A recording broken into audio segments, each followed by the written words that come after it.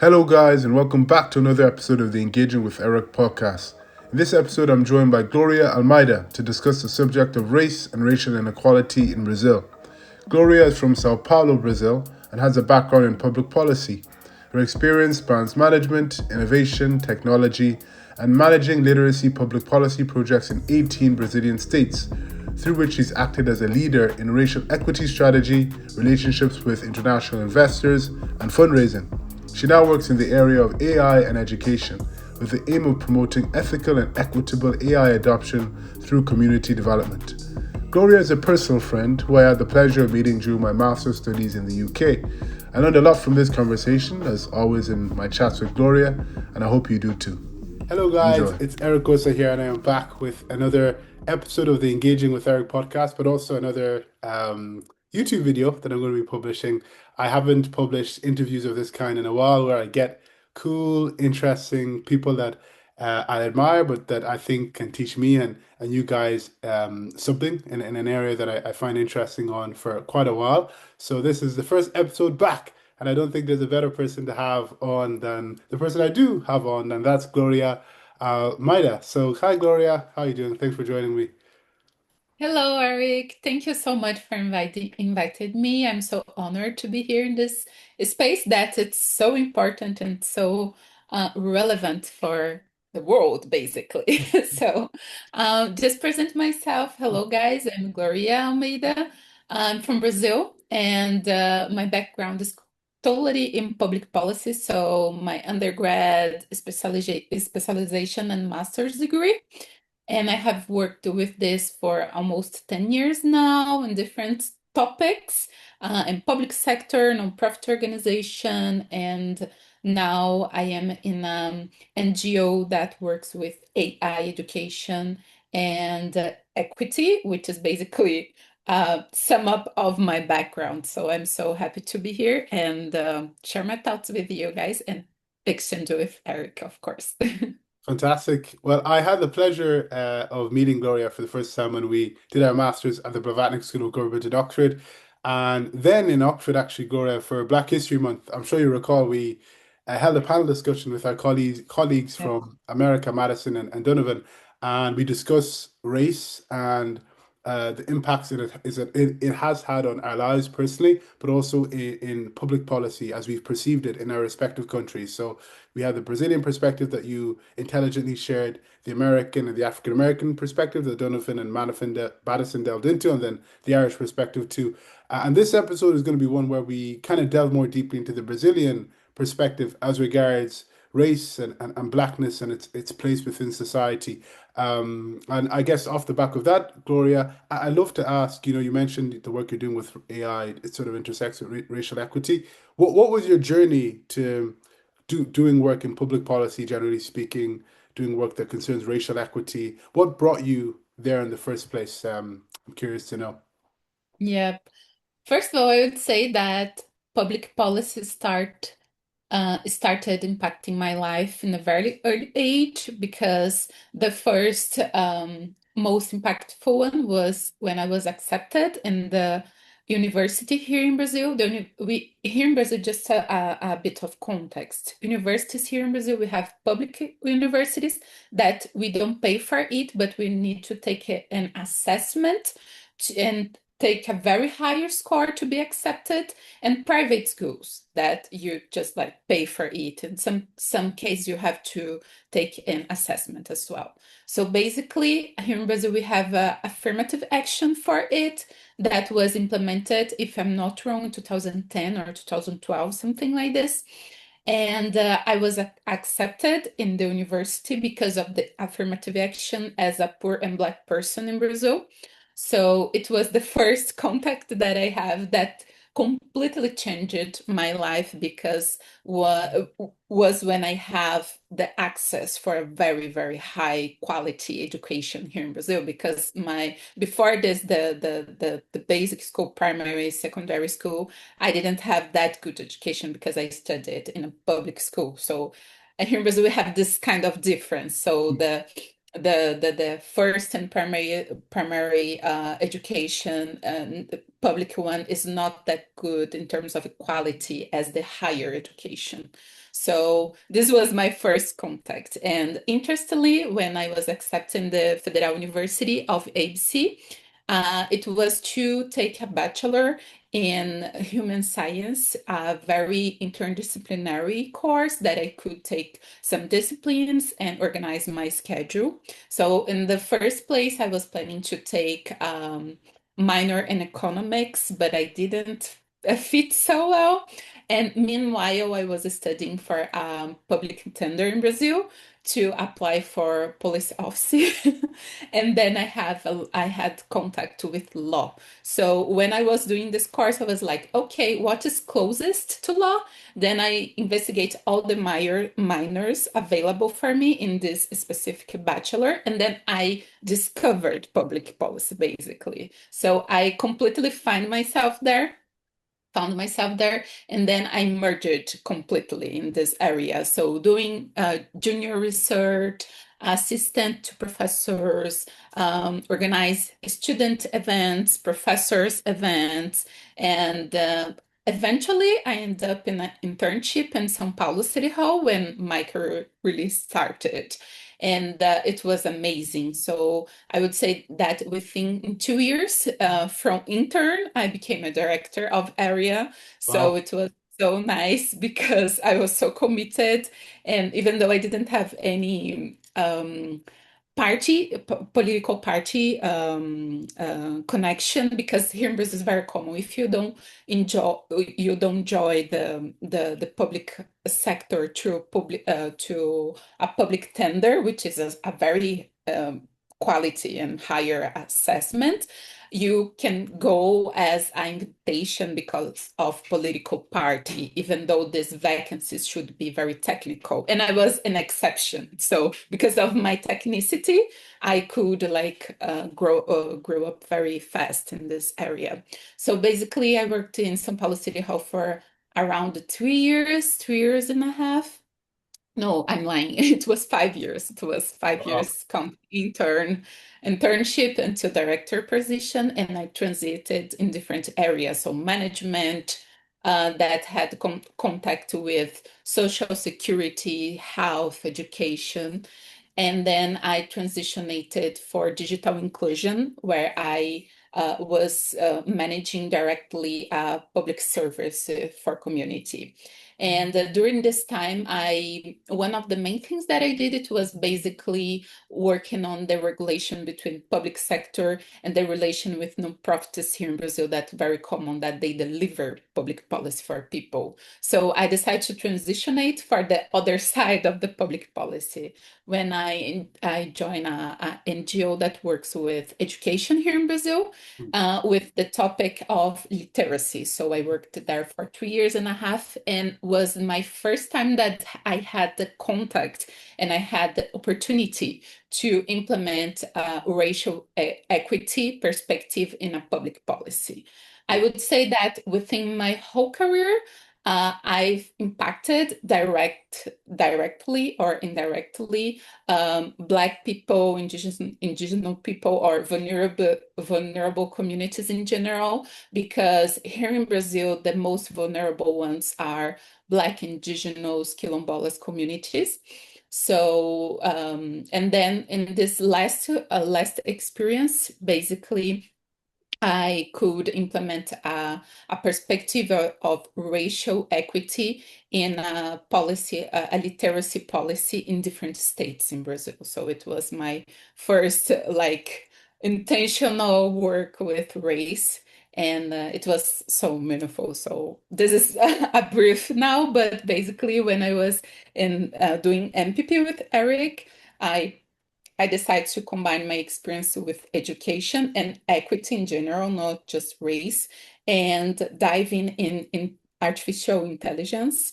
So I combined this analyzing the Brazilian play in AI focused on education and analyzing if this was addressing racial equity. Of course, it wasn't. So it was basically my policy brief. And because of this, I could secure a job here in Brazil that is working exactly with this topic. Wow. So it's been amazing. Wow, incredible. Well, congratulations. No surprise.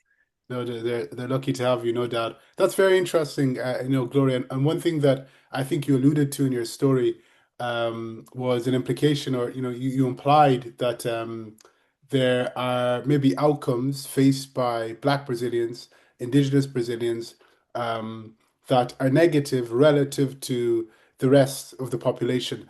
And in preparation for this interview, I actually looked at some studies. I think there were three studies I looked at to try and understand what is said about the state of Black Brazil, I guess you could say. And one common theme I saw was that across many metrics, including health, socioeconomic status, wealth, Black Brazilians tend to fare more poorly relative to the rest of the population. And there's that documentary series, Black in Latin America, that I know we chatted about. There's an episode dedicated to Brazil that I watched, and those who were interviewed, the Black Brazilians, tended to say this. And there was a rapper called MV Bill, and I think he comes from the City of God, and he said that this was true. He corroborated this. He said outcomes for Black Brazilians are poor, and in fact, I don't know if you recall, but once when we were in Oxford, I was chatting to you about a book from Akala called Natives. He's a Black British rapper, and he Yeah. says at a point in his book that he went to Brazil and he was able to see racial segregation, nearly stratification based upon privilege. So this kind of idea that Black Brazilians are worse off, can you maybe share some of your thoughts on this? Have you seen this come up, from your personal background or from the work you've done? And what form did this take? Of course, I think it's important to give you a context of Brazil in terms of history because um, it's so interesting. A very brief comment. When I went to Oxford and I said that I was a Brazilian person, woman, which is like obvious, a lot of people was like, I didn't know that Brazil has a lot of Black people. And I was like, of course, we are the second in the world outside Africa. So this shows how this information is being, how can I say, of course, we have the Black movement here in Brazil for many years working so hard, a lot of resistance since the slavery time. But talking about like this topic broadly, it's been very recent. So now the society has have had the access to about the knowledge of this because the narrative until here was like Portuguese discovered Brazil and we were very good friends, indigenous Portuguese and Black people, and we are a racial democracy, which is not true. So basically, I think it's important to put this, and this is why in the last, I would say, 20 years, a lot of policies have been built, or I would say one or two that were built to address this kind of differences, right? So basically, because of this past of slavery and that the Black community after abolition, that it wasn't 100% abolition because the Black people didn't receive any type of support of the government in terms of land, money, job. They were literally excluded to the society and put in the ghettos. Hmm. So this reflects until now. So I would say until 20 years ago, the problem in Brazil was just like about socioeconomic issue, basically. So everyone says, oh, Brazil is so unequal because of the socioeconomic things, disconsidering the racial, ethnical and racial layer, I would say. So now it's evident, as you said, that we have actually data have been produced to show this. So, from my experience, I would say that when I was working in São Paulo City Hall in the service of digital inclusion policy, basically there were spaces with computers and internet that people could access for free. and it was very well spread through the city. And just to give a proportion of the size of São Paulo city, we have 12 million people living Oh, there. So it's basically almost a country. So this policy was very well spread with 133 equipment spaces with this structure that I said. And the most part of the public that used to use this was Black men in very vulnerable situation, or they were homeless, or they were unemployed with a house but unemployed. So this policy was so important to give them the opportunity to write a CV and try to find a job or take any type of free professional course that they could do through the internet without pay anything. So it was a very important policy. It's still being this has been a very important policy for the São Paulo city. But also this equipment is inside some schools. So a lot of children that in vulnerable areas that mainly are Black children as well have had this access for computer that today, when I talk about this, sounds like, oh, but everyone has access to computer and technology, but it's not 100% true. Here in Brazil, we would say that 95% of the population has at least a cell phone, but they don't have money to pay internet to put in the cell phone, and they are not literated to use this as well. So a lot of layers just in a very specific policy. mm, And the other example that I have when I was working in the NGO with literacy in education, which means that is a policy focused on children with 7, 8 years old, which is the phase of life that is most important for the human being to develop cognition and the literacy, the knowledge of the language. Here in Brazil is Portuguese. So we implemented actually a study to understand if there was any difference between the learning process of Black students and white students. mm, And I think it's important to make a disclaimer here, because here in Brazil, when we say Black, we are summing up the pardos. Pardos means maroons, and the black, which we say pretos, which means literally black. mm, So it's basically the conjunction of those two groups, because here in Brazil we are very, very mixed in terms of race. So I am a maroon here in Brazil because I'm light skinned. You would say here in Brazil, Eric, a black person, basically. yeah. So, so just to give this context, which is different from US, for example. So basically what we found is that there is 2 years of difference gap between Black and white students. Here I'm saying Black students, Mm, excluding the Maroons. The Maroons are like kind of a little, slightly under the learning process of white students. mm, And so this is huge, 2 years of gap difference of learning process in the most important phase of a human being life. mm, And also, I don't remember now exactly the number, but we saw as well a even bigger difference. If I'm not wrong, it was between 3 and 5 years difference.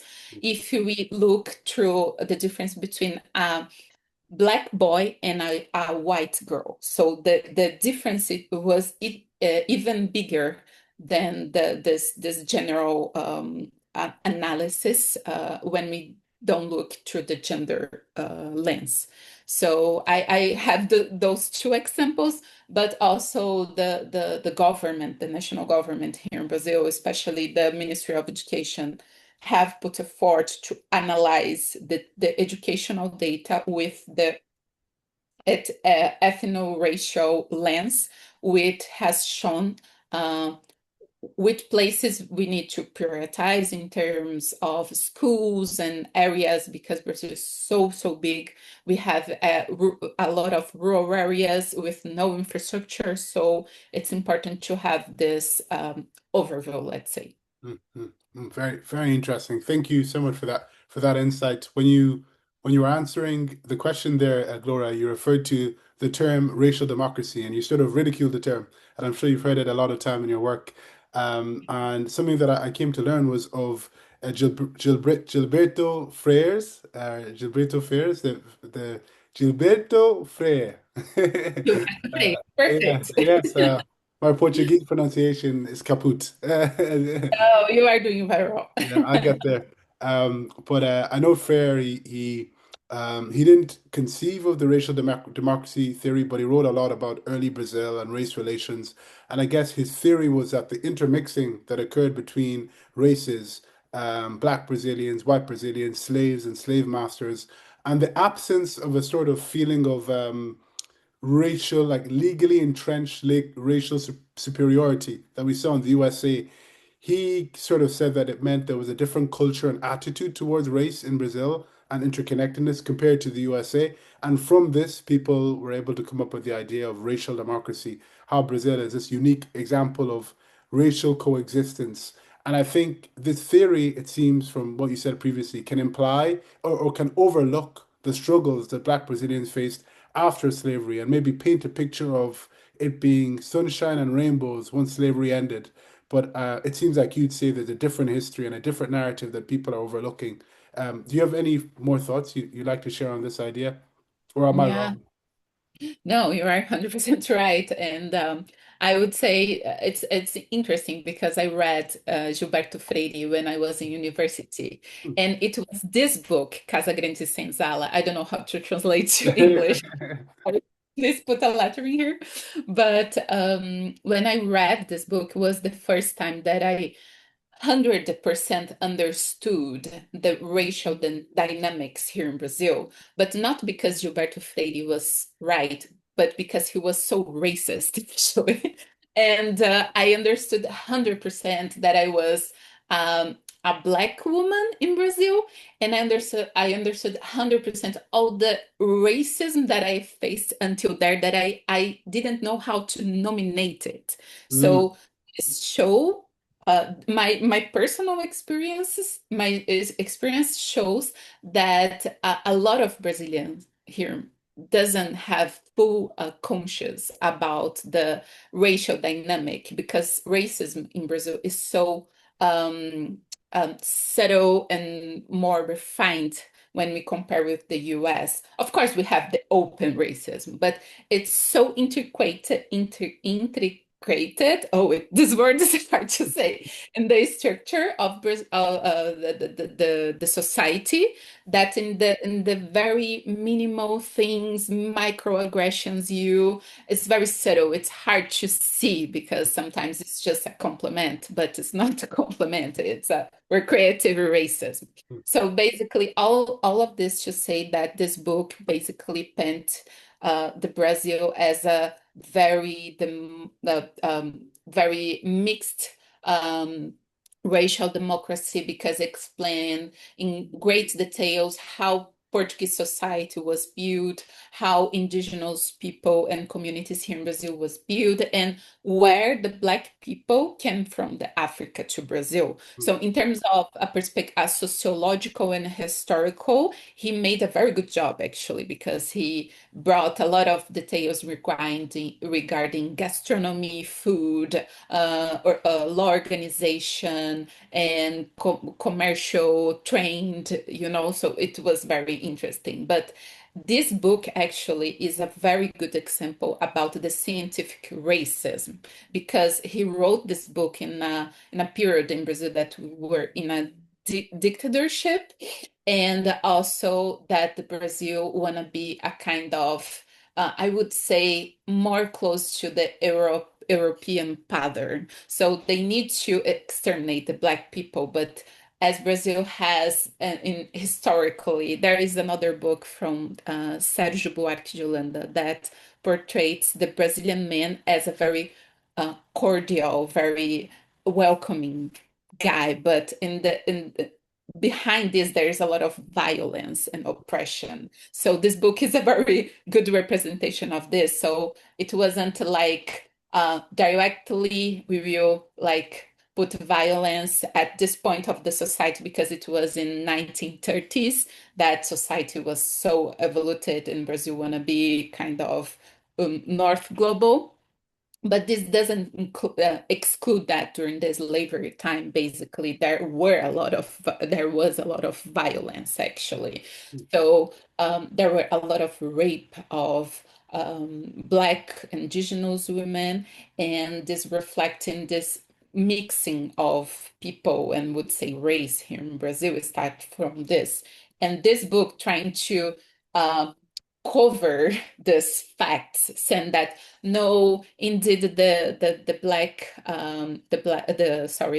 white men really appreciated the black body and the indigenous body, so he has sexual pleasure, but he never will marry a woman like this because they are not 100% human beings. So this is the refinement of the narrative that he brought. It's like horrible, but so of course we are not living in a racial democracy here in Brazil because as I was saying before, we have data that have shown these differences in terms in education, in job access, in job opportunities, in how a Black woman is treated when she's pregnant in the public systems versus how a white woman is treated is completely different. We have a lot of studies about this. Um, so I would say that this is it's important that the Black movement in Brazil have been worked so hard for many years, especially before the last dictatorship that we had, that it was between 1960s until the late 1980s in Brazil. So if it wasn't because of the Black movement, we wouldn't have any direct many rights in our constitution that guarantee, at least in the constitution, the rights of indigenous people, Black people, that is explicitly there. And we have some laws, but they're not that I would say 100% implemented. And also, it's important to say that as the Black people were like received their freedom, I mean, received to know, like conquer their freedom Mhm, after mhm, mhm. after almost 400 years of slavery here in Brazil. Even during this period of slavery, we had a lot of resistance here in Brazil, spread across the country. So we have some examples. The first one, the Malays Revolt. It took place in the state of Bahia, and where the Muslim Africans Mm. were like fighting for their freedom. So this is one of the first examples of this. If I'm not wrong, I'm trying to take my my notes, No. so I will say something correct. And this took place in 35. Mm, Another example is the biggest quilombo. Quilombo, what means quilombo here in Brazil is a society that was built in a different cosmology of the world, mm, that Black indigenous people assemble together mm. to survive. So Wow, it was like hidden communities wow, that was self-sufficient wow, to survive many years. So one of this example is Quilombo dos Palmares, that it was built in the state of Alagoas in the northeast of Brazil, that resisted for almost 200 years. wow. That was built with like African people or Afro-Brazilian people that escaped from the slavery, and they organized a lot of revolts.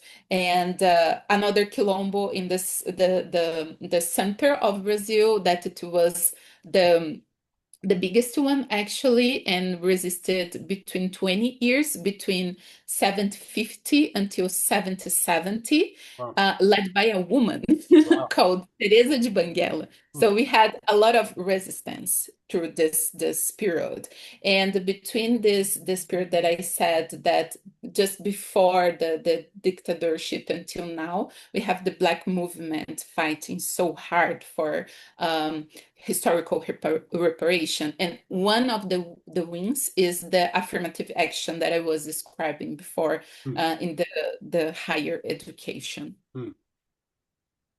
Yeah, yeah, incredible, Gloria. I was really taken by what you were saying. You really, I think, brought one on a journey there. That's really fascinating. I was not aware at all of the various resistance struggles that were involved in the fight against slavery in Brazil, but then also the post-slavery fight that occurred too. And that book, yes, The Master and the Slave. It's Yeah, many have accused it of what you said, a kind of whitewashing Black Brazilian history, Black Brazilian contributions, and Black Brazilian struggles. But something that came to mind there, Gloria, that I'd love to get your thoughts on is how throughout Black Brazilian history, it seems like culture has always survived. So whether it was through recently, actually, in anticipation for our interview, I was trying to find some music, some Black Brazilian music yeah, and historical music that I could listen to kind of get a sense of, I guess, the culture of the Black Brazil and the art.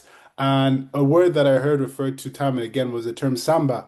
Um, and I did a small bit of research into this term and into kind of the history of the music that Black Brazil has produced. And I came to learn that a lot of culture, not only when it comes to music and the arts, but also religion, philosophy, just ideas and concepts have survived throughout the years and have been passed on from the slave generation to modern day Black Brazil. And there's been an effort to ensure this culture was kept alive and that a sense of self did not die despite the oppression that Black Brazilians faced. And I find this remarkable. I think there's something similar can be said about the Black American community when you refer to the soul and the blues, storytelling, hairstyles. So I'd love if you could tell me a bit about culture and what it is about Black Brazilian culture. Maybe you love probably everything, but is there anything you'd like to enlighten us about as regards what I've said here about samba culture, its survival throughout oppression? yeah. We have a lot of examples how African culture, now Afro-Brazilian culture, have survived Mm, through the period. But I just remember now that I forgot to share another important fact in the last question, that about the whitening of Brazilian mm, mm, people. mm, So after the release of the freedom of enslaved people, as I said, they didn't receive any support of the state, the Brazilian state. mm, But during the First and the Second World War, mm, Brazil actually implemented the first affirmative action, mm, where they gave land and money for the Europeans that were facing the war and want to leave their land because of the very chaotic situation, and fair enough. mm, And so basically, we had a huge immigration from Europe as part of this plan that Gilberto Freit wrote. So basically, we received many communities from Italy, Germany, Poland. What else? Yeah, from different parts. Of course, more Portuguese people, and we this reflects a lot. So when you saw the highest society in terms of money and status and social status, most of them are children from those people that came because they have opportunities. So we can mm, see how the system was built for. And also during the abolishment of the slavery until very recent years, the state also wrote laws that forbidden black people to have formal job, to access education, to access health.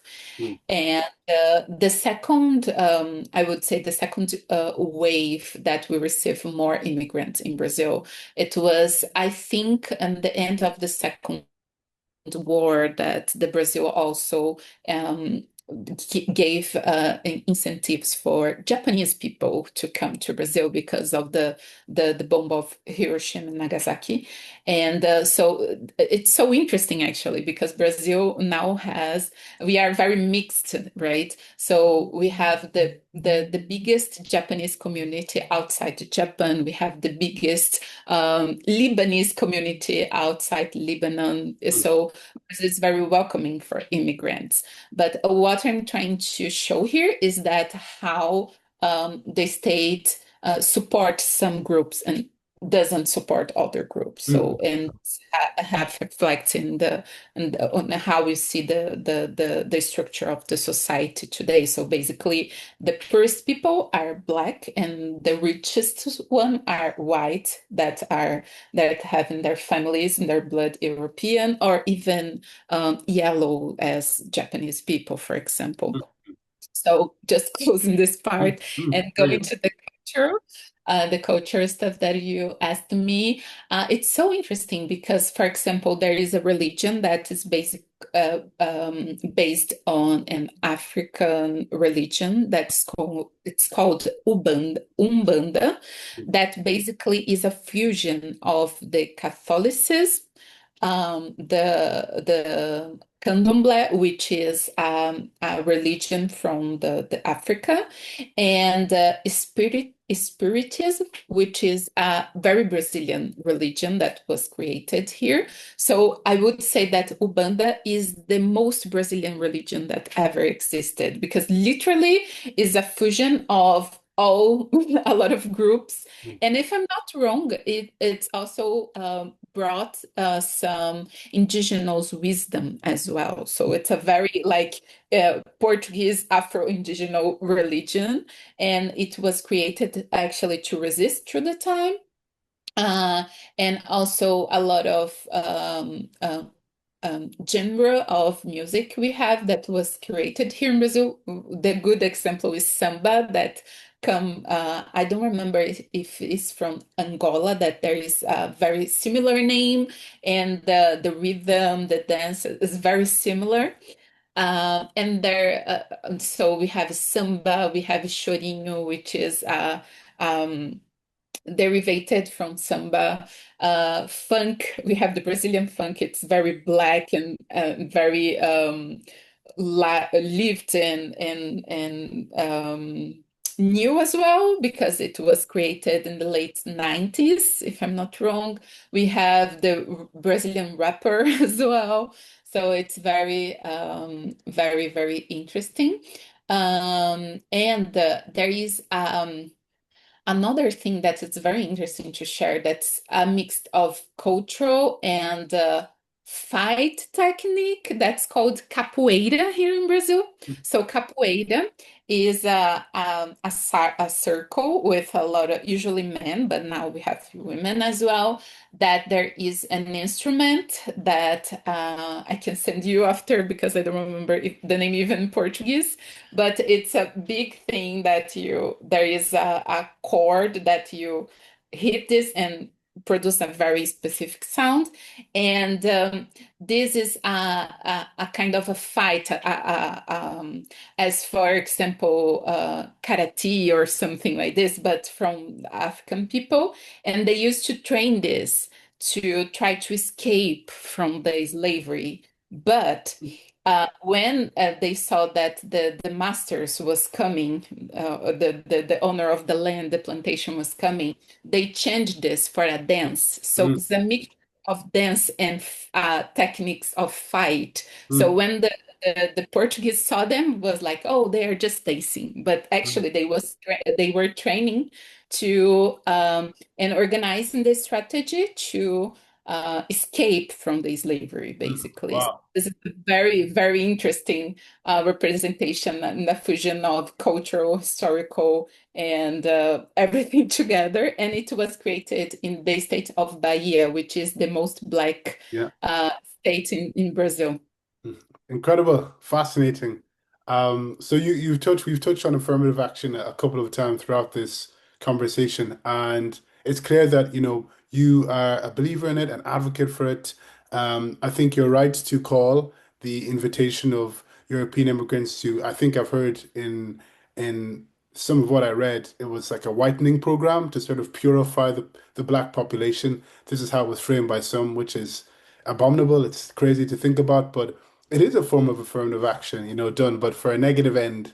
So we live at a time, as you know, Gloria, where there's a lot of pushback against affirmative action. I think there's a lot of negative talk about, frankly, I think black people who have talent and are doing well in high places, the presumption is that one is incompetent, one is unable, and we spoke before this about the death of Jason Arde and the sort of discussions that occurred around his passing recently and how this ties into it. And I think it was 2.5 years ago or so, there was a Supreme Court ruling in America where affirmative action was challenged by some justices, but also students at Harvard. So the idea around affirmative action amongst many, I think, in the political space is quite negative. So I'd like to know what Gloria has to say about affirmative action in the context of Brazil, in light of Black Brazilian history, what it's been able to do, and what its goals are. About your thoughts on affirmative action. Yeah. Yeah, it's a very, very important discussion actually, because we have seen this pushback against the affirmative action, not just in the world, but here in Brazil as well. Mm, mm, But I would say in terms of policies, Brazil has a very consolidated affirmative action in terms of go inside universities and the public sector through public tender, where you apply both through assessments. And why I think that the reason that this has survived through I would say that we are already 15 years with this policy probably. This has survived because there are very specific rules, and these also we already have some fruits from this in terms of the Black people who went to the university and changed their family's life, not just their own lives. mm, I am a very good example of this, of course. So I could break a cycle of poverty, of vulnerability because of a higher education and better access to better jobs. mm, And what I would say about this has survived because there is a very, very quality, very hard assessment that everyone should take to in order to be accepted to the university or to get a job in the public sector. mm, And this doesn't mean that the Black people, indigenous people, or people from the unprivileged background, they are privileged in this process. This means that intentionally a percentage of those vacancies are directed for those people that best scored in the same mm, assessment. mm, So mm, usually those people have the same scores or even higher depending on the situation, or usually in terms of university the scores are slightly lower, but it's acceptable because yeah. most of them come from the public system, not from Mm, the private system. yeah. So the usually who are white and go inside a public university in Brazil without any affirmative incentives. They already had those access because they access the best primary and secondary education. So it's very fair, actually. And it's very interesting because when people that are accepted from affirmative action through the university, they start to increase their score. And usually they go up and pass the white people. Usually this Wow. happened. And I am the example of this because I award to be the best student of my class in public policy in undergrad. So this is a good example that is not giving like, oh, we are giving vacancies for people who are not interested in study and don't wanna fight because I think as everyone has the same opportunity, you need to want this and fight for this and put effort, right? Mm, So it's important to demystify it that affirmative action is for people who don't want anything from life and just from nothing or as a lucky they go and are accepted, but not. It's true. I had to study a lot actually to in order to be accepted in the university. mm, And I think we have another policy that is not intentionally looking through the racial lens, but because of the people, the target public who are from this policy. In the end of the day, they are most of Black women. I'm talking about the Bolsa Familia program, which is a family allowance, a conditional cash transfer program, or social welfare program where families in high vulnerability, usually they are like a single woman with kids that are in school. This is the condition, kids that must be in school and the family must have children. They receive a small quantity of money in reais, which is the Brazilian currency, and they have the opportunity to use this money, of course, to survive or even um, to apply some techniques of entrepreneurship, so open their own business, for example, even though it's very, very small. So this year, this program have shown that 60% left the program. This is amazing, showing that people, that this program really helped them to get the basics and then go out of this program to have very stable job and so on. So this is very interesting, very important policy in Brazil, and have been studied a lot in the last years because it was implemented in the early 20s.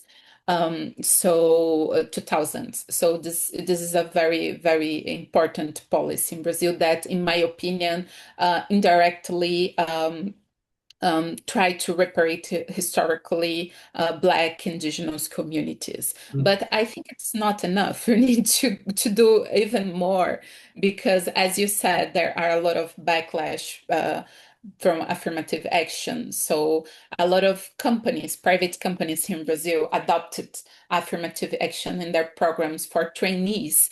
And when we saw this pushback in the US, in Brazil as well, they literally end up those programs. Oh, And also, when we say that Black people, when they are accepted in the university and they access very quality of education, this doesn't mean that they will take a position as, for example, CEOs in big companies, because here in Brazil is still like well, that there is a scholar that she said, I forgot her name now, but she defined the pacto da branquitude, the whiteness accordance, if this is the translation, which means that the white group here in Brazil is so closed and they know each other, their surnames, that they will just indicate people that they know for those higher positions, even though those people is not that good as the Black person that studied a lot and are trying to get there. So I'm saying a very high position, but not just in these high positions, but also in more like coordination positions, directors. We still seeing a huge difference in the salaries, even though they have the same CV, the same qualifications. So even though we have this policy, doesn't mean that even though these people, like the Black people, can like break the cycle of vulnerability and poverty, doesn't mean that they will get rich as the white people could get. Mm.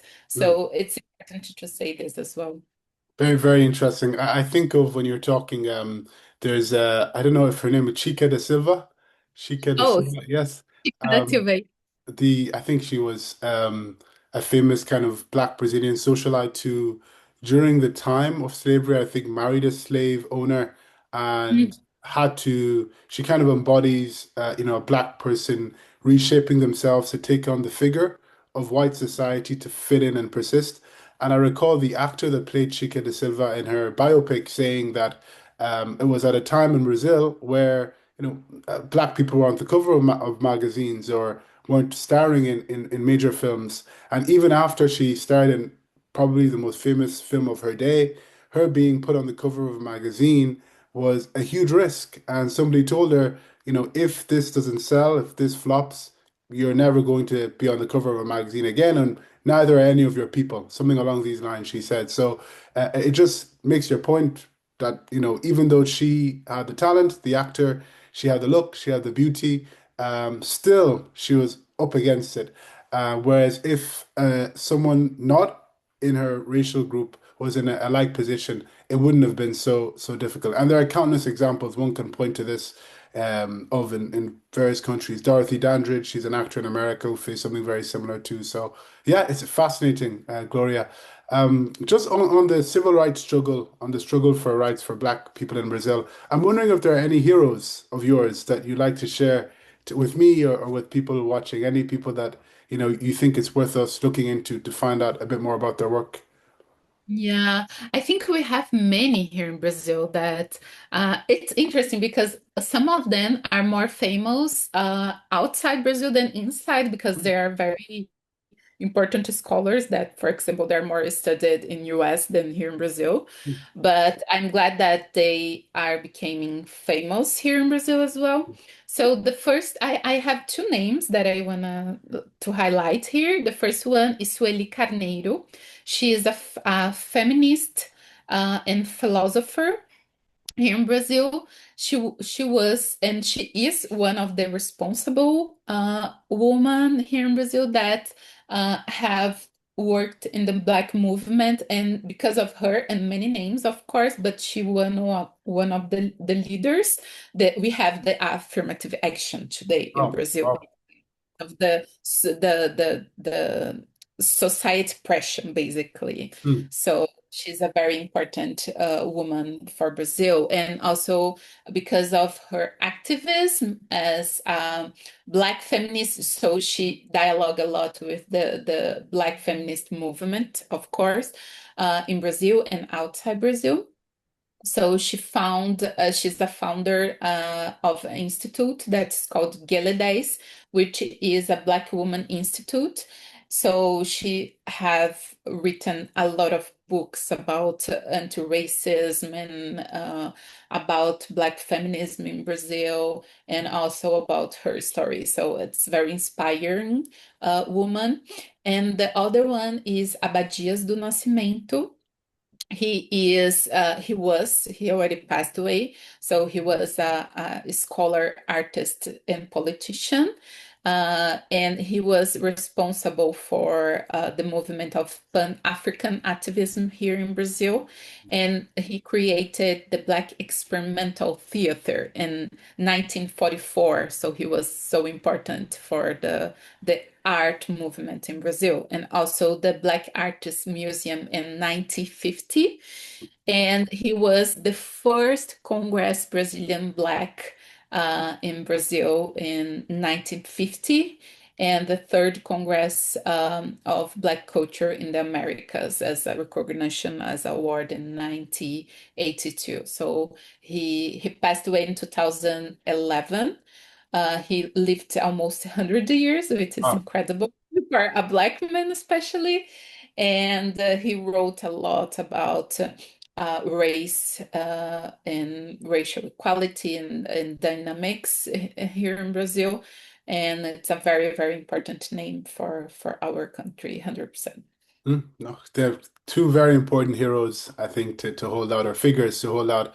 My last question for you, Gloria, is where you'd like to see Brazil go into the future as regards public policy and racial equity. Are there any policies you'd like to see be implemented, a culture you'd like to see fostered, maybe types of political leaders you'd like to see arise? What would Gloria's perfect future be for Brazil as regards to racial equality? This is a very, very good question, and I think it's important one for always inspire not just me, but the whole Brazil, I would say. So I think in terms of policy, we are in a very good path in terms of affirmative action, but also we gave, I mean, the national government gave a very important step, especially in education were created a department that is looking through the diversity in general, which includes Black communities, Indigenous communities, Quilombolas communities, people with deficiency as well. And in this department have done a very, very important job for Brazil in terms of launching guidances and how to implement anti-racism protocol in schools, and also guarantee that a law that is this law, it was launched in 2013, if I'm not wrong, that apply the curriculums in the all the levels of education from the primary school into higher education to have the studies of Afro-Brazilian history, Oh, trying to educate people about this. oh, So this is another effort that the Minister of Education have done. mm, And I think it's very important, not just to put the curriculum, but also they created a dashboard with data showing who wow, is implemented, wow. what, how many municipalities, states, and schools have implemented this. As at the end of the day, this is a very this is a enforcement of the law basically that have not been implemented as should be in we are like 20 years. I said 2020, I said 2013, but actually it was launched in 2003. So 20 years, more than 20 years that this law was created. And in terms of society, I think we are in a position now that a lot of people already know that racism exists and we are not in a racial democracy. So I think people should, by themselves, educate themselves by researching more about this because now we have internet, so it's easy to find knowledge about this. So I think it's a huge excuse when some people are racist and they say, oh, but I didn't know about this. Of course you do, because there are information in internet, a lot of profiles on Instagram saying about this. So I think now everyone should like not just I know that the system has put this as a curriculum, but I think people should try intentionally educate themselves about the Black Brazilian history, the indigenous history as well in Brazil. And I think the last thing is that rich people in Brazil, we have a lot of billionaires here. And this is why I think this is one of the reasons we are one of the most unequal country in the world. So I think those rich people should get conscious about the quantity of money they have that will allow generations of their family to still reach while a lot of people still live in poverty. So I think they should invest more in Brazil in terms of social welfare, basically. And a recent book from Michael Alcofarado, which is called Coisa de Rico. The translation would be Rich Thing. He studied the elites in Brazil, and one of the conclusions that he said, and I agree 100%, is that the the elites in Brazil, they are so selfish that they cannot see, they don't. They don't put the responsibility in themselves that the poverty in Brazil is not something far away. They know that the inequality exists, Mm, but they doesn't recognize that they're at fault as well, because probably their grandparents were landowners, land of plantations that had enslaved people. So they should reparate this, what their family did. But apparently they are like, no, we just get this money because we worked so hard by ourselves, which is not true. So I think the selfish of rich people in Brazil should become more solidarity, and why I'm saying this, because they are already influencing politics for mm, many years. They mm, actually, part of them are they are in the Congress deciding about our lives. mm. So at least put the money for the things change. But no, they are in the Congress to secure their own desires. So um, I would say this 3 points. Fantastic. Well, you will not find me to be someone who disagrees with any of those. Not anytime soon. Gloria, thank you so much for your time. I found this to be a very enlightening talk that I learned a lot from, that no doubt those listening will learn lots from too. I think this was the best way to come back to podcasting again and to publishing on YouTube. I wouldn't have done this with anyone else. So thank you so much, Gloria. I hope we can have you again on the podcast in the future. Thank you so much, Eric. You were so kind to invite me. I'm so honored. And I hope we keep sharing thoughts about this, because I think it's important. It's not an ended discussion. So thank you so much. And I wish you many, many success and many, many videos and podcasts come. Thank you. Amen to that. Bye now.